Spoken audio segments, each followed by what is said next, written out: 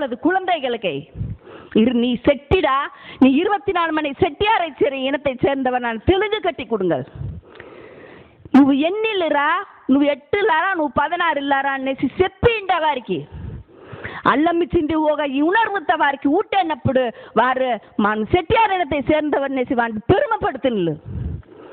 నిండవన్లు బయట చెప్పాకనే మనం 24 మన తెలుగు సెట్టి అని చెప్పాకనే కొల్లవరకు అసిగపడికుంటాను.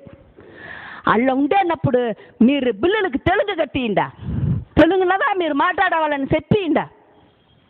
నువ్వు సెట్టి పండ్రా, నువ్వు ఎన్నిళ్ళరా, నువ్వు 8రా, నువ్వు 14రా, నువ్వు ఇది మొర కావాలరా, వీరు మీకు ఇళ్ళ మొర కావాలరా అనేసి ఒవ్వొరు పిల్లలకి మీరు చెప్పిండా.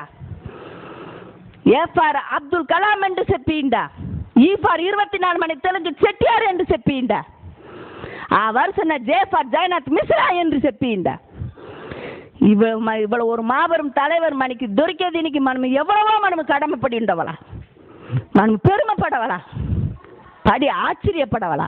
ఆ அளவுக்கு மீத்தோட எண்ணங்கள் ஒவ்வொருத்தரும் ఉండவலா.